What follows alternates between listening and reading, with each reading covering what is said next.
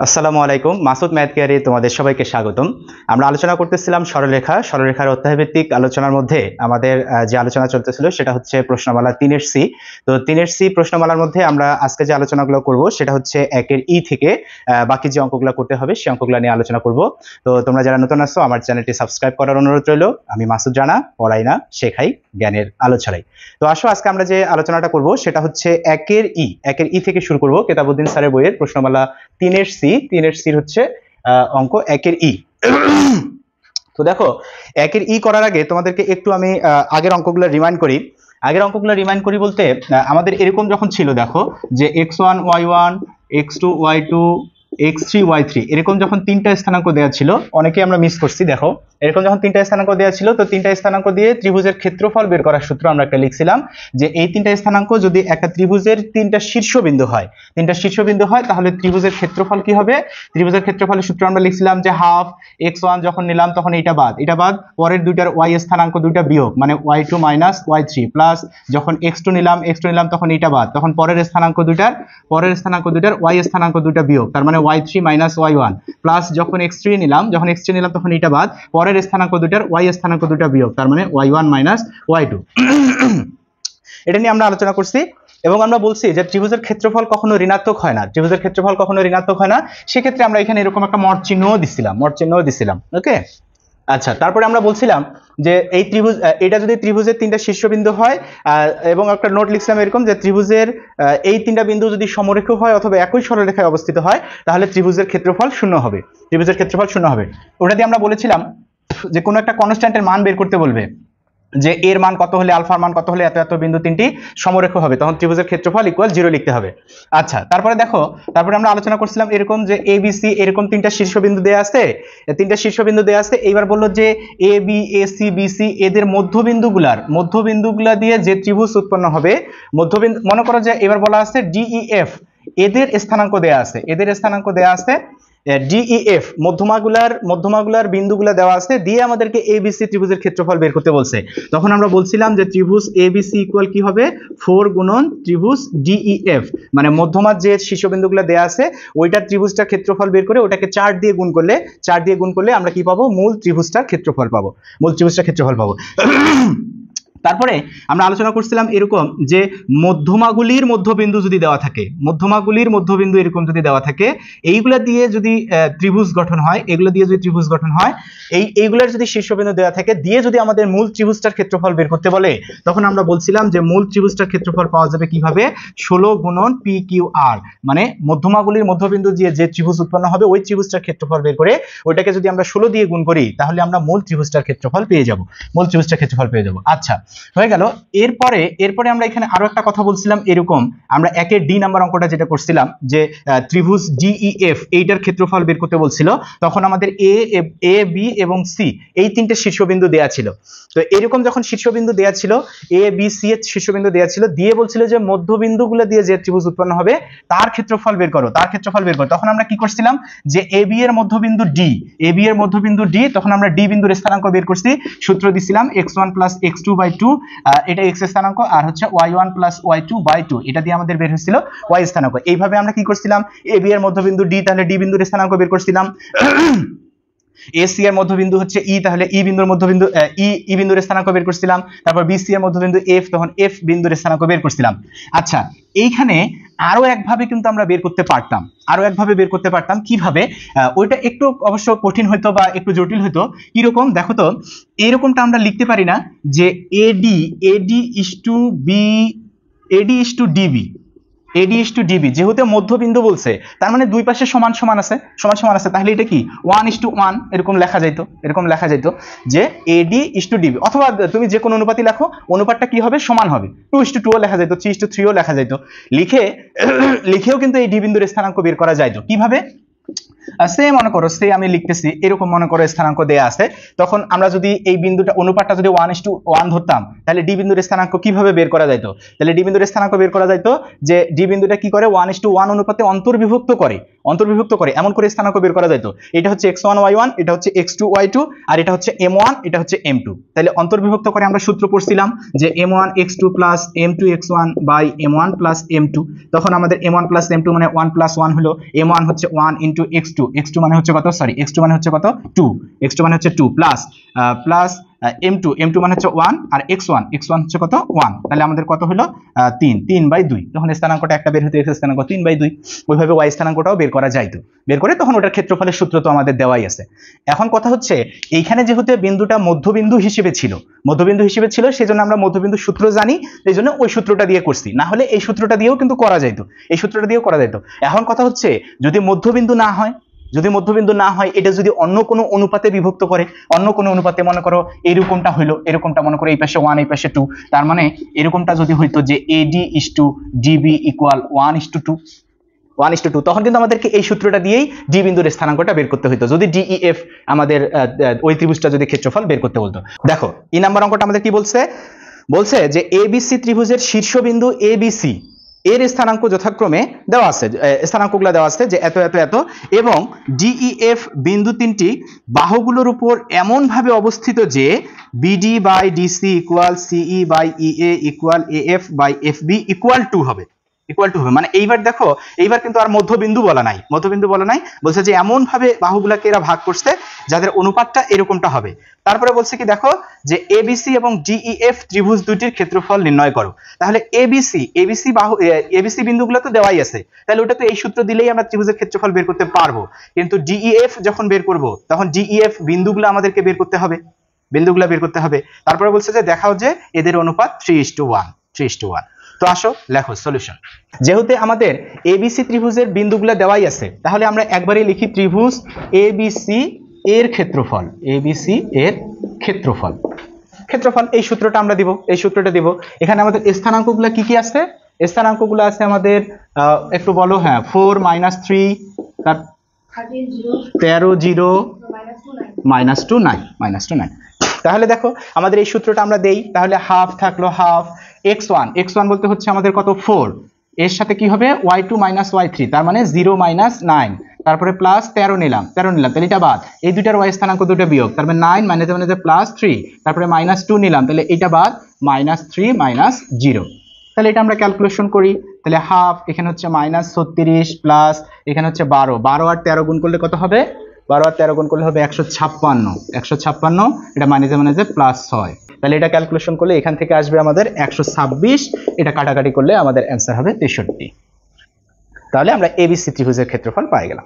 অঙ্কের মধ্যে দেখো আমাদেরকে DEF এই ত্রিভুজটারও কিন্তু ক্ষেত্রফল বের করতে বলছে, DEF। এখন DEF ত্রিভুজের যে ক্ষেত্রফল বের করতে বলছে, ওর বিন্দুগুলো তো আমাদের জানা নাই, তাহলে ওর বিন্দুগুলো আমাদেরকে আগে বের করতে হবে। ওর বিন্দুগুলো আমরা কিভাবে বের করব? এখন লেখো আবার দেখো তো ওখানে কি দেওয়া আছে, দেওয়া আছে BD/DC equal to একবারে লিখলাম আর কি, বাকিগুলোও লিখবো, এখান থেকে ডি বিন্দুর স্থানাঙ্ক বের করব, যে আবার BD/DC = অতএব কি লেখা যায়, BD/DC ইকুয়াল কি লেখা যায় 2:1 লেখা যায়, 2:1 হলে ডি বিন্দুর স্থানাঙ্ক ইকুয়াল, ওই পাশে ইকুয়াল দিয়ে লিখবেন। দেখো আমি একটু আগে বললাম যদি মধ্যবিন্দু হইতো তাহলে মধ্যবিন্দুর সূত্র দিয়ে আমরা ডি বিন্দুর স্থানাঙ্ক বের করতাম, আর মধ্যবিন্দু ব্যতীত যদি অন্য কোনো কিছু অনুপাতে বিভক্ত করে তখন আমরা কি করব, ওই যে অন্তর্বিভক্ত করে ওই সূত্রটা দেব। তাহলে দেখো তো এখানে আমাদের কি আছে, বি আর সি বিন্দু দুইটা, মানে এই যে বি আর সি এই দুইটা বিন্দুকে আমরা কাজে লাগাবো, অনুপাতটা কত হবে 2:1 হবে। তাহলে দেখো আমরা যদি ওই সূত্র দেই যে m1 x2 plus m2 x1 by m1 plus m2 m1 y2 plus m2 y1 by m1 plus m2, এই সূত্রটা যদি আমরা এখানে প্রয়োগ করি তাহলে কি হয় দেখো, m1 মানে হচ্ছে কত 2, x2 বলতে আমাদের কত আছে, x2 বলতে আসছে -2 প্লাস m2 মানে হচ্ছে কত 1 ইনটু x1 বলতে কত আসছে 13 বাই কত m1 প্লাস m2, তার মানে 2+1। আচ্ছা তারপরে এখানে হচ্ছে m1 মানে হচ্ছে 2, y2 মানে হচ্ছে 9 প্লাস m2 মানে হচ্ছে 1, y1 মানে হচ্ছে 0 বাই হচ্ছে কত 2+1, তাহলে এটা দেখো তো, এটা যদি আমরা ক্যালকুলেশন করি তাহলে এখানে -4 হচ্ছে 13, -4 + 13 মানে হচ্ছে কত 9, তাহলে 9/3, 9/3 করলে কত হবে 3 হবে। আর এখানে হচ্ছে কত 9 × 18, এটা 0, তাহলে 18/3 মানে হচ্ছে 6, যে ডি বিন্দুর স্থানাঙ্ক হয়ে গেল। তাহলে সেম ভাবে এখন লেখো, সেম ভাবে পরেরটা কি আছে, পরেরটা আছে সিই বাই কত ইএ, ইকুয়াল টু বা কত সিই ইএ ইকুয়াল 2:1 হলে ই বিন্দুর স্থানাঙ্ক। হ্যাঁ, তাহলে এইবার সি বিন্দুটা কি হবে, সি বিন্দুটা হচ্ছে আমাদের x1 y1 আর এ বিন্দুটা হচ্ছে আমাদের x2 y2 আর অনুপাত হচ্ছে কত 2:1। তাহলে আমরা যদি বের করি, আমরা যদি ই বিন্দুর স্থানাঙ্ক বের করি তাহলে কি হবে x1 m1 হচ্ছে আমাদের কত 2 ইনটু x2 বলতে হচ্ছে কত 4 প্লাস m2 মানে হচ্ছে 1 ইনটু x1 বলতে হচ্ছে আমাদের -2 বাই নিচে হচ্ছে কত 2 + 1। আচ্ছা, এখানে হচ্ছে m1 y1 মানে হচ্ছে 2, y2 বলতে হচ্ছে -3 প্লাস m2 হচ্ছে 1 আর y1 হচ্ছে 9 বাই হচ্ছে কত 2 + 1। তাহলে এটা যদি আমরা ক্যালকুলেশন করি তাহলে 4 × 8, 8 থেকে 2 বাদ, তাহলে হচ্ছে 6/3 মানে হচ্ছে 2, আর এখানে হচ্ছে -6 9, তাহলে হচ্ছে 3/3 মানে হচ্ছে 1, তাহলে 2:1 হবে। এবং কত AF by FB equal to বা AF FB ইকুয়াল 2:1 হলে F বিন্দুর স্থানাঙ্ক। আগের মতো বের করো, দেখি পারো কিনা। এইবার আমাদের কি হবে, এ বিন্দুটা হবে 4 - 3 x1 y1 হবে, আর বি বিন্দুটা হচ্ছে x2 y2 আর অনুপাতটা হচ্ছে 2:1। তাহলে আমরা এফ বিন্দুর স্থানাঙ্ক বের করব, এফ বিন্দুর স্থানাঙ্ক। তাহলে m1 বলতে হচ্ছে 2, x2 বলতে আমাদের কত আছে 13 প্লাস m2 হচ্ছে 1, x1 হচ্ছে কত 4 বাই হচ্ছে কত 2 + 1। আচ্ছা, তারপর এখানে m1 y2, তার মানে m1 হচ্ছে 2, y2 হচ্ছে কত 0 প্লাস m2 y1 বলতে হচ্ছে -3 বাই কত 2 + 1। তাহলে এটা যদি আমরা ক্যালকুলেশন করি তাহলে 13 × 26, 26 আর 4 হচ্ছে 30, 30/3 মানে হচ্ছে 10, আর এখানে হচ্ছে কত -3/3 তার মানে হচ্ছে -1, তাহলে 10 -1। এবার আমাদের ডি বিন্দুটা হচ্ছে কত 3 6, ই বিন্দুটা কত, এ বিন্দুটা হচ্ছে 2 1 আর এফ বিন্দুটা বের হচ্ছে 10 - 1। তাহলে এই তিনটা বিন্দুর মধ্যে আমরা ক্ষেত্রফল বের করব। তাহলে ক্ষেত্রফলের এই সূত্রটা দেব, ক্ষেত্রফলে আমরা যদি এই সূত্রটা দিই তাহলে হাফ থাকলো x1 বলতে আমাদের এবার কত 3, তারপর হচ্ছে y2 - y3 তার মানে 1 + 1 প্লাস 2 নিলাম, তাহলে এইটা বিয়োগ এইটা তার মানে -1 - 6, তারপরে প্লাস 10 নিলাম, তাহলে এটা বাদ কত হচ্ছে 6 - 1। তাহলে সামনে হাফ থাকলো, এখানে 2, তাহলে 3 × 6, এখানে -7 তাহলে হচ্ছে -14 প্লাস এখানে হচ্ছে কত 5 5 10 50, তাহলে এখানে হলো 56 থেকে 14 বাদ, 56 থেকে যদি আমরা 14 বাদ দেই তাহলে হচ্ছে 2 4 42, তাহলে হাফ ইন্টু 42 তার মানে হচ্ছে 21। আচ্ছা, দ্বিতীয় অংশে আমাদেরকে বলছে যে দেখাও যে এদের অনুপাতগুলো কি হবে 3:1। তাহলে আমরা দ্বিতীয় অংশ লিখতে পারি, দ্বিতীয় অংশ হচ্ছে কি ত্রিভুজ ABC ত্রিভুজ কত GEF ইকুয়াল ABC ত্রিভুজটা আমাদের কত বের হয়েছিল 65 বের হয়েছিল, 65 তাহলে কত হবে 21। তাহলে দেখো তো এটা কত 3:1 হয়ে গেল, 3:1 7 দিয়ে আমরা ভাগ করলাম 3:1, আর আমাদের এটাই প্রমাণ করতে বলছে, তাহলে হয়ে গেল, দেখানো হলো। এবার আমাদের একের এফ নাম্বার অঙ্কটা কি বলছে, একের এফ নাম্বার অঙ্কটা দেখো, বলছে যে ত্রিভুজ ABC ত্রিভুজে ABC শীর্ষ তিনটি বিন্দুর স্থানাঙ্ক যথাক্রমে এবার কত দেয়া আছে, এ বিন্দুটা দেয়া আছে কত -1 2 3, বি বিন্দুটা দেয়া আছে 2 3, সি বিন্দুটা 3 -4, এই তিনটা স্থানাঙ্ক দেয়া আছে। দিয়ে এবার আমাদেরকে বলছে যে পি বিন্দুটির স্থানাঙ্ক যদি xy হয়, তাহলে দেখাও যে কি PAB বাই কত P, আচ্ছা ABC ইকুয়াল দিছে মড x - 3y + 7/22। এটা আমাদেরকে প্রমাণ করতে বলছে, তাহলে দেখো আমরা কি করব, তাহলে PAB এইটা ত্রিভুজের ক্ষেত্রফল একবার বের করব। এবার তো সব বিন্দুগুলো দেওয়াই আছে, কোনো টেনশন নাই, পি বিন্দুটাও দেওয়া আছে, এ বিন্দুটাও দেওয়া আছে, বি বিন্দুটাও দেওয়া আছে। তাহলে এটার ক্ষেত্রফল বের করব, কইরা দুটো ভাগ করে দেখব যে এটা হয় কিনা। তাহলে তোমরা লিখে ফেলো সলিউশন লেখো যে ত্রিভুজ PAB এর ক্ষেত্রফল PAB এর ক্ষেত্রফল ইকুয়াল, এখানে যেহেতু ওটা লিখছে এই জন্য একটু নিচে লিখতেছি হাফ। এইবার দেখো পি বিন্দু কি দেওয়া আছে, একটা ভেরিয়েবল দেওয়া আছে, তাহলে এবার আমরা মড চিহ্নটা ইউজ করব। ওকে, মড চিহ্নটা ইউজ করি, দেখো তাহলে পি এ বি এইটা হচ্ছে তাহলে আমাদের প্রথম স্থানাঙ্ক, পি হচ্ছে প্রথম স্থানাঙ্ক মানে x1 y1, এ হচ্ছে আমাদের দ্বিতীয় স্থানাঙ্ক, আর বি হচ্ছে তৃতীয় স্থানাঙ্ক। মানে ওই যে সূত্রটা দিব x1 y1 x2 y2 x3 y3, তাহলে এখানে প্রথমে কি নিলাম x নিলাম, তাহলে এইটা বাদ, পরের স্থানাঙ্ক দুইটার y স্থানাঙ্ক দুইটা বিয়োগ, তার মানে 2 - 3, তারপরে কি নিলাম -1 নিলাম, তাহলে এইটা বাদ, পরের স্থানাঙ্ক দুইটার y স্থানাঙ্ক দুইটা বিয়োগ, তার মানে 3 - y, তারপরে +2 নিলাম, তাহলে এইটা বাদ, পরের স্থানাঙ্ক দুইটার y স্থানাঙ্ক দুইটা বিয়োগ, তার মানে y - 2। এখানে আমরা মড চিহ্ন দিলাম যেহেতু ভেরিয়েবল আছে, তাহলে হাফ নিলাম। এখানে তাহলে দেখো -1 হচ্ছে, তাহলে এটা হচ্ছে -x, তারপরে এখানে হচ্ছে এটা গুণ করে দেই, তাহলে -3 + y, এখানে +2y -4। আচ্ছা এখান থেকে একটা মাইনাস কমন নেওয়া যায়, মাইনাস যদি আমরা একটা কমন নেই, আচ্ছা মাইনাস কমন নিয়ে প্রথমে আরেকটা লাইন লিখি, -x + 3y - 7 এরকমটা হইলো। তাহলে এখান থেকে একটা আমরা মাইনাস কমন নিতে পারি, তাহলে x - 3y + 7 হইলো, তারপরে মাইনাসটা আবার বাদ দিয়ে আমরা লিখতে পারি x - 3y + 7। তো এবার আমরা এবিসি ত্রিভুজের ক্ষেত্রফল বের করব। তাহলে নিচে সুন্দর করে লিখে ফেলো যে ত্রিভুজ এবিসি এর ক্ষেত্রফল ইকুয়াল হাফ লিখলাম। তাহলে এবার এই স্থানাঙ্কগুলো দিব, তাহলে x1 বলতে আছে -1, তাহলে y2 - y3, তার মানে 3 + 4, তারপরে +2 নিলাম, তাহলে এটা বাদ, তাহলে -4 - 2 +3 নিলাম, তাহলে এটা বাদ 2 - 3, তাহলে এটা ইকুয়াল যদি আমরা করি তাহলে হাফ, এটা হচ্ছে কত +7, তাহলে এটা হচ্ছে -7 হয়ে গেল, এটা হচ্ছে -6, তাহলে -12 হয়ে গেল, এখানে হচ্ছে -1, তার মানে -3 হয়ে গেল, তাহলে ইকুয়াল হাফ, এটা কত হচ্ছে 15 22 -22 হচ্ছে, তাহলে এটার সমান আমরা পাইলাম 11। এখন আমরা যে কাজটা করব, এখন আমরা করব কি যে অতএব ত্রিভুজ পিএবি বাই ত্রিভুজ এবিসি ইকুয়াল, তাহলে দেখো ত্রিভুজ পিএবি সমান আমরা কি পাইছি, হাফ মড x - 3y + 7 এটা পাইছি, আর এবিসি সমান কত পাইছি 11 পাইছি, 11। তাহলে এই হাফ মানে দুইটা তো আসলে নিচে গুণ, তাহলে মড অফ x - 3y + 7/22 আমাদের প্রমাণ হয়ে গেল। এবার আমরা যে অঙ্কটা করব সেই অঙ্কটা হচ্ছে কেতাবউদ্দিন স্যারের বইয়ের প্রশ্নমালা 3-এর সির উদাহরণ 1 নম্বর অঙ্ক।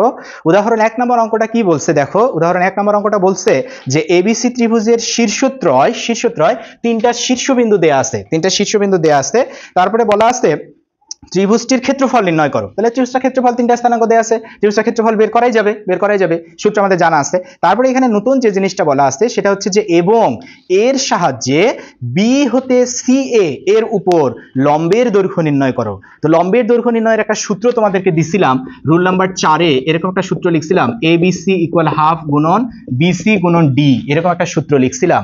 এখানে বিসি বলতে হচ্ছে যে ওই যে কার উপর লম্ব দৈর্ঘ্য বের করতে হবে, কার উপর, ওই বাহুটা, যেমন এখানে বলছে সিএ, তাহলে এই জায়গাটাই হবে সিএ, আর বাকি সবকিছু ঠিকই থাকবে। আমরা রুল নাম্বার 4 এই সূত্রটা লিখছিলাম, এই সূত্রের অঙ্কই এখন আমরা করব। তাহলে চলে আসো অঙ্কটা আমরা করি, তাহলে আমরা লিখি সলিউশন। লেখো ত্রিভুজ এবিসি এর ক্ষেত্রফল, কারণ আমাদের বিন্দুগুলা দেওয়াই আছে, তাহলে হাফ x1 বলতে হচ্ছে কত -3, ওরা কিন্তু অন্য সূত্র ইউজ করছে, আমরা ওই সূত্র দেব না, -3, তাহলে কত হলো 9 -8, তারপরে আবার -3 এটা বাদ, তাহলে -8 + 2, তারপরে +5 নিলাম, তাহলে এটা বাদ -2 -9। তাহলে এটা যদি আমরা ক্যালকুলেশন করি তাহলে এখানে হচ্ছে কত, তাহলে এখানে আমাদের বের হবে -51, এখানে বের হবে +18, এখানে হচ্ছে মাইনাস কত 55। তাহলে দেখো এখানে আমাদের মাইনাস মান আসছে, এই জন্য আমরা মড চিহ্ন দিচ্ছি, যেহেতু ক্ষেত্রফল ঋণাত্মক হয় না, আমরা জানি যে ক্ষেত্রফল ঋণাত্মক হয় না, এই জন্য আমরা মড চিহ্ন দিলাম। এটা ক্যালকুলেশন করলে 88 আসবে 44, এখানে তোমরা লিখতে পারো বর্গ একক। এবার আমাদের বলছে কি পরের অংশটুকু, দ্বিতীয় অংশটুকু বলছে যে এবং এর সাহায্যে বি হতে সিএ এর উপর লম্বের দৈর্ঘ্য নির্ণয় করো। দ্বিতীয় অংশ আমাদের কি বলছে ওইটা আমরা তাহলে করি, তাহলে আমরা লিখি মনে করি বি হতে বলছে না, বি হতে কোন বাহুর উপর, সিএ এর উপর, তাহলে সিএ এর উপর লম্বের দৈর্ঘ্য ডি একক, এটা আমরা ধরে নিলাম। অতএব ওই যে সূত্রটা লিখছিলাম রুল নাম্বার 4-এ, ত্রিভুজ এবিসি = হাফ গুণন, এখানে বাহু দেওয়া আছে সিএ, তাহলে সিএ গুণন ডি। আচ্ছা, বা এবিসি ত্রিভুজের ক্ষেত্রফল আমাদের 44 বের হয়েছে ইকুয়াল হাফ গুণন সিএ। আচ্ছা, সিএ মানে হচ্ছে সি বিন্দু এবং এ বিন্দুর মধ্যবর্তী দূরত্ব। আমরা সূত্র পড়ছিলাম √(x1 - x2 whole square plus y1 - y2 whole square. আমরা সূত্র পড়ছিলাম √(x1 - x2 whole square plus y1 - y2 whole square. দুটো বিন্দু যদি দেয়া থাকে তাহলে দুই বিন্দুর মধ্যবর্তী দূরত্বের সূত্র এটা। তাহলে সিএ তাহলে সি হচ্ছে x1 y1 আর এটা হচ্ছে x2 y2। তার মানে কত 5 + 3 স্কয়ার প্লাস কত -8 + 2 এর উপরে স্কয়ার গুণন ডি আছে, ডি থাকলো। তাহলে এটার সাথে গুণ হয়ে গেল, তাহলে এটা হয়ে গেল আমাদের 88 ইকুয়াল এখানে হচ্ছে √8 8 64, এখানে হচ্ছে 6 6 6 36, তারপর এর সাথে গুণন ডি। তাহলে বা এটা √100 100 সমান হচ্ছে 10d সমান 88, অতএব ডি ইকুয়াল হচ্ছে 88/10।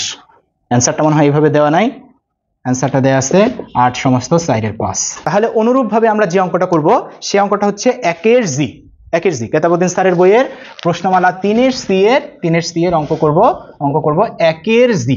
আচ্ছা, তাহলে আমাদের ত্রিভুজের এই তিনটা বিন্দু দেয়া আছে, এই তিনটা বিন্দু দিয়ে আমাদেরকে বলছে যে এবিসি ত্রিভুজের ক্ষেত্রফল বের করো। তারপর দ্বিতীয় অংশে আমাদেরকে বলছে যে এ হতে বিসি এর উপর লম্বের দৈর্ঘ্য নির্ণয় করো। তো আসো প্রথমে আমরা ক্ষেত্রফল বের করি। তাহলে আমরা লিখব যে ত্রিভুজ এবিসি এর ক্ষেত্রফল ইকুয়াল হাফ। তাহলে x1 নিলাম, x1 মানে হচ্ছে 5 নিলাম, তাহলে হচ্ছে 1 + 1 এটা y2 - y3, তাহলে এটা হলো। তারপরে -9 নিলাম, তাহলে এটা বাদ, এটা বিয়োগ এটা, তার মানে -1 -6। তারপরে -3 নিলাম, তাহলে এটা বাদ, এটা বিয়োগ এটা, তার মানে হচ্ছে 6 - 1, তাহলে ইকুয়াল হাফ। এটা হচ্ছে 2, তাহলে 5 × 2 = 10, এখানে হচ্ছে 7, তাহলে হচ্ছে মানে যেমন যে প্লাস 7 লং কত হচ্ছে 63, এখানে হচ্ছে 5, তাহলে হচ্ছে -15, তাহলে এটা বাদ দাও, তাহলে হাফ গুণন এটা হচ্ছে কত 73 থেকে 15 বাদ দাও, 73 থেকে 15 বাদ দিলে 8 × 5 = 13, 2 × 5 = 58, তাহলে 58 এটা হচ্ছে তাহলে আমাদের 229 ক্ষেত্রফল এত বর্গ একক। তারপরে চলে আসো, তারপরে দ্বিতীয় অংশ আমরা কি লিখবো? দ্বিতীয় অংশে লিখবো যে মনে করি এবার কি হয়েছে, এ হতে বলছে না, যে এ হতে কি হয়েছে বিসি এর উপর। তাহলে দেখো এ হতে বিসি এর উপর লম্বের দৈর্ঘ্য কি হবে ডি একক। তাহলে অতএব ত্রিভুজ A B C equal half গুণন বিসি বলছে, তাহলে বিসি গুণন ডি। তাহলে এবিসি ত্রিভুজের ক্ষেত্রফল আমাদের বের হয়েছে 29 ইকুয়াল হাফ গুণন বিসি। তাহলে বিসি এ দুটো নাও, তাহলে কত হচ্ছে -9 + 3 এর উপর স্কয়ার প্লাস 1 + 1 এর উপর স্কয়ার গুণন ডি। তাহলে 29 × 2 আবার কত হয়ে গেল 58 হয়ে গেল। তাহলে এখানে হচ্ছে √, এটা হচ্ছে কত 6 নাকি, তাহলে 6 × 6 = 36 প্লাস 2 × 2 = 4 গুণন ডি।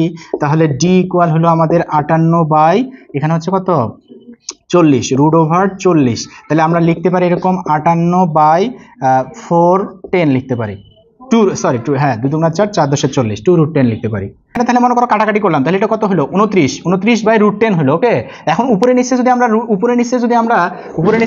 √10 দিয়ে গুণ করি, তাহলে 29√10 নিচে √10 এই তো, তাহলে 10 হয়ে গেল। তাহলে 29√10/10, এটাই তো অ্যান্সার আছে। এটা কেন করা হয় জানো? নিচে রুট সংখ্যা রাখা হয় না, রুট সংখ্যা না রাখার জন্য এইভাবে ক্যালকুলেশনগুলো থাকে। তো দেখো এবার আমরা যে অঙ্কটা করব সেই অঙ্কটা হচ্ছে কেতাবউদ্দিন স্যারের বইয়ের প্রশ্নমালা 3 এর সি 1 নম্বর অঙ্ক। 1 নম্বর অঙ্কটা বলছে যে তিনটা বিন্দু দেয়া আছে, এ বিন্দু, বি বিন্দু এবং সি বিন্দু দেয়া আছে, দিয়ে বলছে যে এই বিন্দু তিনটি দ্বারা গঠিত ত্রিভুজের ক্ষেত্রফল হবে কত 16 বর্গ একক। 16 বর্গ একক হবে, তাহলে আমাদেরকে এর মান বের করতে হবে। তারপরের অংশটা বলা আছে এ হতে বি সি এর লম্ব দূরত্ব নির্ণয় করো। লম্ব দূরত্ব তার মানে আগে যেভাবে করলাম ঠিক ওই অংশটা আমাদেরকে করতে হবে। দেখো আমাদের বিন্দু দেয়া আছে এইগুলা, যে এ বিন্দু হচ্ছে -4 6, বি বিন্দু হচ্ছে -1 -2 আর সি বিন্দু হচ্ছে a -2। তাহলে এই তিনটা বিন্দু দ্বারা গঠিত ত্রিভুজের ক্ষেত্রফল আমরা বের করতেছি, হাফ নিলাম, তাহলে -4 নিলাম, তাহলে এইটা বাদ কি করতে হবে y2 - y3 করলাম, তারপরে -1 নিলাম, তাহলে হচ্ছে y3 - y2, তারপরে প্লাস x3 নিলাম, তাহলে এটা বাদ y1 - y2, তাহলে এটা যদি আমরা ক্যালকুলেশন করি তাহলে হাফ, এটা 0 হয়ে গেল, তাহলে এখান থেকে আসতেছে আমাদের কত -8, তাহলে এটা হচ্ছে 8, আর এটা হচ্ছে কত প্লাস 8a। তাহলে আমরা 8 যদি আমরা কমন নেই, তাহলে a + 1 থাকতেছে, তাহলে আমরা এটা লিখতে পারি 4a + 1। এখন আমরা লিখবো এটা আমাদের ত্রিভুজের ক্ষেত্রফল বের করে হলো, আর ক্ষেত্রফল এখানে আমাদের দেওয়াই আছে, mod of 4a + 1 ইকুয়াল কত দেওয়া আছে 16 দেওয়া আছে, 16। তাহলে mod of a + 1 ইকুয়াল হচ্ছে কত, ইকুয়াল হচ্ছে 4, এই মডটা তুলে দিয়ে এই পাশে যদি দেই তাহলে আমাদের কি হবে প্লাস মাইনাস দিতে হবে, প্লাস মাইনাস দিতে হবে। যদি প্লাস নেই তাহলে কত পাবো, প্লাস নিলে কত পাবো 3 পাবো, প্লাস নিলে 3 পাবো, আর মাইনাস নিলে হবে -5 তাহলে এর মান আমাদের বের হয়ে গেল, এর মান হচ্ছে 3 - 5। অথবা তোমরা একবারে এইভাবে না লিখে তোমরা এইভাবে এরকম করেও লিখতে পারো, এই যে +4 একবার নিলা, তারপরে a+1 = -4 একবার নিলা, এখান থেকেও তোমরা এইভাবেও মান বের করতে পারো, এইভাবে করাটাই আরো ভালো। এবার আসো দ্বিতীয় অংশ তাহলে আমরা লিখি কি, যে মনে করি এ হতে কোন বাহুর উপর বলছে, BC এর উপর বলছে, BC এর উপর লম্ব দূরত্ব কি হবে, d একক। তাহলে অতএব ত্রিভুজ ABC = হাফ গুণন BC বলছে, BC গুণন D। তাহলে আমাদের ত্রিভুজটার ক্ষেত্রফল বের হচ্ছে কত, ত্রিভুজের ক্ষেত্রফল দেওয়া ছিল 16, ত্রিভুজের ক্ষেত্রফল বলছিল যে 16 হবে, তাহলে 16 = হাফ গুণন BC, তার মানে এই দুই বাহুর মধ্যবিন্দু দেব, দুই বিন্দুর মধ্যবর্তী দূরত্বের সূত্র দেব, তাহলে -1 - a এর উপর স্কয়ার প্লাস কত হবে -2 + 2 এর উপর স্কয়ার গুণন D, দুই বিন্দুর মধ্যবর্তী দূরত্বের সূত্র দিছি। তাহলে বা তাহলে আমাদের কি হচ্ছে, দেখো এটা তাহলে 32 এখানে কি হচ্ছে, এখানে আমাদের -2 + 2 এটা 0 হয়ে যাচ্ছে, আর এখানে স্কয়ার রুট কাটা যাচ্ছে, তাহলে এখানে আমাদের থাকতেছে -1 - a, এটা আমরা মড চিহ্ন দেই, কারণ দূরত্ব তো কখনো ঋণাত্মক হয় না, আমরা বলছি দূরত্ব ঋণাত্মক হয় না, ব্যাসার্ধ ঋণাত্মক হয় না, ক্ষেত্রফল ঋণাত্মক হয় না, এজন্য কনস্ট্যান্ট থাকলেই মড চিহ্নটা আমরা ইউজ করার চেষ্টা করব। তাহলে D দিলাম। এখন দেখো আমাদের এর মান বের হয়েছিল 3 - 5, এর মান বের হয়েছিল আমাদের 3 আর হচ্ছে -5 বের হয়েছিল। তাহলে এখানে এর মান যদি আমি 3 বসাই, আমাদের কিন্তু বেসিক্যালি D বের করতে হবে, এর মান আমরা কিন্তু বের করেই ফেলছি। তাহলে দেখো তো এর মান যদি আমরা 3 বসাই তাহলে এখানে কত বের হবে, -4, তাহলে mod of -4 সমান কত, 4 লেখা যাবে।